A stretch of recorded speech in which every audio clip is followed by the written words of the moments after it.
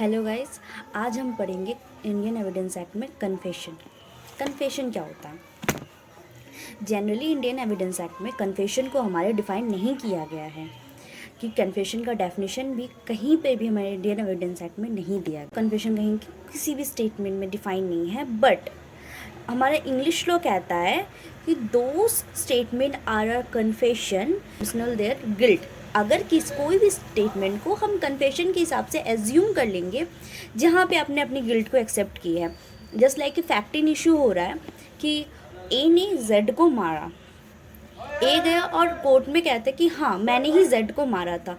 तो जिस चीज़ को लेके, जिस बेस को लेके फैक्ट इन इशू था, जो उसने एक स्टेटमेंट दिया, फैक्ट इन इशू को एक्सेप्ट कर रहा है कि हाँ मेरी गिल्ट है, तो वहाँ पे उसने जेड को मारा है, तो वहाँ पे उसकी गिल्टी प्रूव हो रही है, तो ये उसके ऊपर लायबिलिटी क्रिएट हो जाएगी। तो ये जो कन्फेशन स्टेटमेंट वो दे रहा है, इसी को हम कन्फेशन मानते हैं और हम एज्यूम करते हैं कन्फेशन होता है। कन्फेशन के दो एसेंशियल इंग्रेडिएंट्स हम समझ सकते हैं। पहला, admission of guilt by a person charge with a offence. आप वही स्टेटमेंट दे रहे हो, आप वही एडमिशन कर रहे हो जिस चीज़ के ऊपर आपको चार्ज लगा है।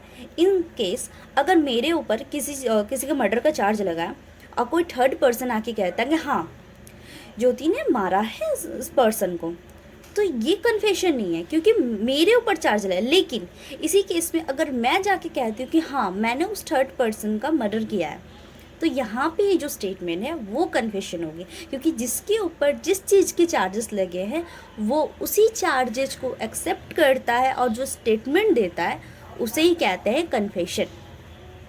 सेकेंड आता है, such admission of guilt should be done with a voluntarily and free will. अब ऐसा नहीं है कि आपको किसी ने पकड़ लिया, जेल में डाला, पुलिस ऑफिसर ने आपको डंडे वंडे मारे या कोई थ्रेट प्रॉमिस किया या कोई अंडर एडवांटेज लिया अपनी अथॉरिटी का कि देखो भाई तुम नहीं कन्फेशन करोगे तो तुम्हारे संग ये हो सकता है वो हो सकता है। तो इस डर से, इस मतलब अथॉरिटी का चाप से आपने क्या किया, हाँ मैंने किया, आपने ये कन्फेस कर लिया, तो ये कन्फेशन नहीं माना जाएगा। Confession should be voluntary. आप अपनी स्वेच्छा से, अपनी मर्जी से, फ्री विल है आपका, आप कन्फेशन करते हो, उसी स्टेटमेंट को कन्फेशन माना जाएगा, अदरवाइज वो कन्फेशन नहीं है। यही चीज़ हमारे सेक्शन 24 में कही गई है कि अगर आप कोई भी थ्रेट, प्रॉमिस एंड एडवांटेज के अंदर कोई भी कन्फेशन करते हो तो कन्फेशन नहीं मानी। सेक्शन 24 हमें ये कहता है, confession cause by the inducement, threat, promise when relevant in criminal proceeding. Actually 5 to 55 में रेलिवेंसी ऑफ फैक्ट्स बोलता है, कौन कौन से फैक्ट रेलिवेंट है, तो इसी के अंदर 25 आता है हमारा कन्फेशन। तो यहाँ पे कन्फेशन जो है वो कब रेलिवेंट माने जाएंगे?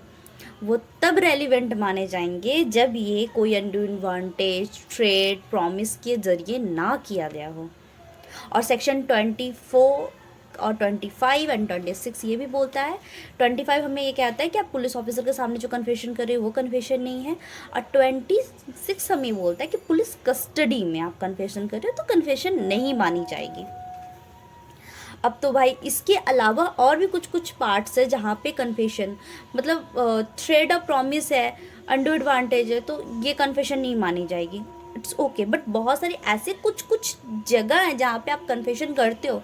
जनरली देखा जाए तो नहीं, मैंने तो कन्फेशन नहीं है, मैंने तो खुद से बातें की, बट वहाँ पे भी कन्फेशन मानी जाएगी। जनरली कन्फेशन 2 टाइप्स के होते हैं। पहला हमारा है जुडिशियल कन्फेशन, सेकंड है extra judicial confession. Judicial confession वो कन्फेशन होता है जिस कन्फेशन को मैजिस्ट्रेट के सामने करते हैं। अब हमारे पास एक और प्रॉब्लम आती है कि मैजिस्ट्रेट के सामने, सारे मैजिस्ट्रेट के सामने किया हुआ कन्फेशन क्या जुडिशियल कन्फेशन में काउंट होता है? तो नहीं। जिस मैजिस्ट्रेट को 164 के अंदर ऑथराइज्ड है कि आप कन्फेशन को रिकॉर्ड करो, जो कन्फेशन स्टेटमेंट है, वही कन्फेशन उसी मैजिस्ट्रेट के सामने किए हुए कन्फेशन को हम जुडिशियल कन्फेशन कहते हैं। अदरवाइज जो कन्फेशन हम अदर किसी मैजिस्ट्रेट के सामने करें जो 164 के अंदर ऑथराइज्ड नहीं है, उन्हें हम एक्स्ट्रा जुडिशियल कन्फेशन कहते हैं। या तो किसी थर्ड पर्सन के सामने हम कोई कन्फेशन कर रहे हैं तो उसे भी एक्स्ट्रा जुडिशियल कन्फेशन के अंदर काउंट किया जाता है। अब इसमें डिफरेंस क्या है? किसी के सामने मतलब जुडिशियल कर रहे हैं या एक्स्ट्रा जुडिशियल कर रहे हैं, तो उसमें प्रॉब्लम क्या है? प्रॉब्लम कुछ नहीं है, अगर आप जुडिशियल कन्फेशन करते हो तो आपको विटनेस नहीं बुलानी पड़ेगी अपने कन्फेशन को या जो कन्फेशन आपने किया है उसको प्रूव करने के लिए। बट एक्स्ट्रा जुडिशियल कन्फेशन होती है तो वहाँ पे विटनेस को बुलाया जा सकता है, ताकि आपने जो कॉर्पोरेशन कहते हैं ना कि आपने जो स्टेटमेंट दी है उसका सपोर्ट दो, बस वही है। एक केस था स्टेट ऑफ राजस्थान वर्सेस बालाचंद, 1960 का ये केस है। यहाँ पे साफ साफ एक बात कही गई है कि अगर आपने जुडिशियल कन्फेशन किया है, देखो क्या होता है जुडिशियल कन्फेशन में, सीआरपीसी में हमें ये बोला है, अगर आपने स्टेटमेंट रिकॉर्ड करवा रहे हो, मजिस्ट्रेट के सामने अपन अपनी स्टेटमेंट रिकॉर्ड कर रहे हो, तो वहाँ पे क्या होता है, आपको मजिस्ट्रेट पूछते हैं कि आप अपनी स्वेच्छा से वॉलंटली दे रहे हो। मजिस्ट्रेट ये भी आपको बताएंगे कि आप जो कन्फेशन दे रहे हो, आप जो स्टेटमेंट रिकॉर्ड करवा रहे हो, वो स्टेटमेंट को मजिस्ट्रेट को पढ़ के भी सुनाएंगे और ये भी कहेंगे आपने जो जो रिकॉर्ड करवाया है ना, ये आपके अगेंस्ट यूज़ किया जाएगा।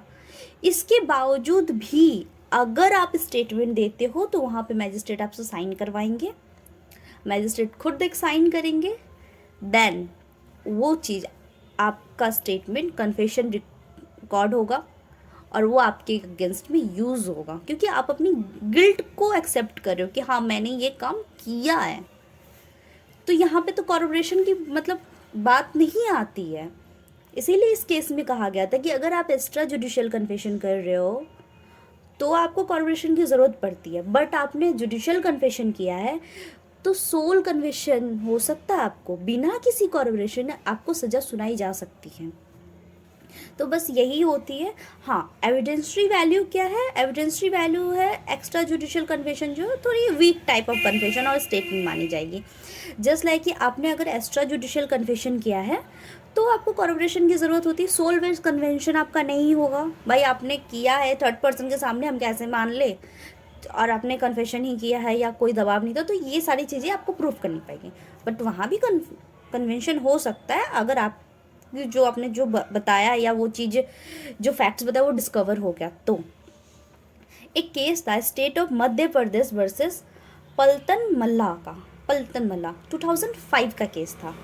इस केस में ये बोला गया था, it has held that the extra judicial confession is a good piece of evidence but it has to be pass two strength test of the corporation.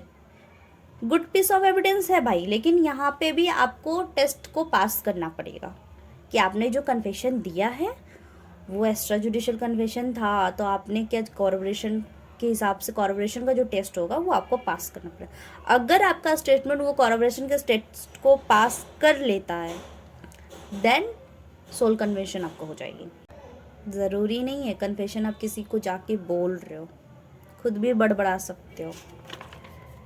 एक केस था इसी से रिलेटेड, मैं आपको एग्जांपल दे रही हूँ, Sahu versus state of UP का case था। वहाँ पे क्या हुआ था इस केस में कि एक ससुर था, उसने क्या किया, अपनी जो डॉटर इन लॉ थी उसको जला दिया और जला के घर से बाहर निकल रहा है और बड़बड़ाते हुए जा रहा है, आज तो मैंने सारी कर दी, मेरे जितनी भी टेंशन थी सारी ख़त्म हो गई। बाद में उस लेडी जिसको उसने जलाया था अपनी बहू को, उसकी लाश मिली, जली हुई लाश थी ऑब्वियसली, और जो उसने कन्फेशन करते हुए बड़बड़ाते गया तो अदर आसपास के तो जो नेबर्स थे उन्होंने सुनाई, उन्होंने स्टेटमेंट दिया। ये एक्चुअली एक्स्ट्रा जुडिशियल कन्फेशन है बट ये कन्फेशन थी और चीज़ें डिस्कवर हुई ना। उसने कहा कि आज मैंने समस्या ही ख़त्म की। उस समस्या कौन थी, हमेशा सास मतलब ससुर और बहू लड़ते थे, तो यहाँ पे उनकी समस्या ख़त्म हो गई और वो उस टाइम ही जिस टाइम वो निकला बड़बड़ाते उस टाइम वो लेडी वो जल रही थी वहाँ पे। तो ये जो कन्फेशन प्रूफ हुआ इसे ही कहते हैं एक्स्ट्रा जुडिशियल कन्फेशन, और ये इसको कॉर्पोरेशन मिल गई, तो जो उसका जो ससुर था उसको सजा हो गई। तो यहाँ पे एक्स्ट्रा जुडिशियल कन्फेशन जस्ट ये केस लो एक एग्जाम्पल था। अच्छा, एक्स्ट्रा जुडिशियल जो कन्फेशन होती है उसकी मतलब उसे लाया ही क्यों गया, रखा क्यों गया, उसकी कॉर्पोरेशन की ज़रूरत क्यों पड़ी। एक्चुअली बहुत सारे केसेस हैं रिट्रैक्ट कन्फेशन भी होती हैं, मतलब पर्सन ने ना कहा है कि हाँ भाई हमने ऐसा किया है, ट्रायल के पहले किसी को कह दिया या किसी मैजिस्ट्रेट को कह दिया कि जो मैजिस्ट्रेट ऑथराइज नहीं थे उनको कह दिया उन्होंने ट्रायल के पहले कि हाँ हाँ मैंने ये काम किया, बट जब ट्रायल में जब मैजिस्ट्रेट जो 164 के अंदर ऑथराइज्ड है, एक्चुअली 164 सीआरपीसी के अंदर जो मैजिस्ट्रेट ऑथराइज्ड है कन्फेशन रिकॉर्ड करने के लिए, उनको क्या कहा जा रहा है, नहीं नहीं मैंने तो ये गिल्ट नहीं किया है, मैंने तो ये नहीं किया है। तो यहाँ पे एक केस था Muthuswamy versus state of Madras. यहाँ पे जज ने बहुत अच्छी बात कही थी कि इंडिया में ना 99.9% ऐसे कन्फेशन आते हैं जो कि रिट्रैक्ट कन्फेशन के अंदर चले जाते हैं। पहले एक्यूज पर्सन आके अपना गिल्ट प्रूव कहता है कि हाँ मैंने किया है, सेकेंडली वो कहते हैं कि नहीं किया। इसीलिए कन्फेशन जो है वहाँ पे कॉर्पोरेशन की ज़रूरत पड़ती है। अगर डिस्कवर हो गया तो आप जितने भी मुकर लो भाई, आपको कन्फेशन वो आपका कन्फेशन रिकॉर्ड किया जाएगा और कन्फेशन के अंदर माना जाएगा। आई होप आपको ये वीडियो अच्छा लगा हो। Please like subscribe my channel.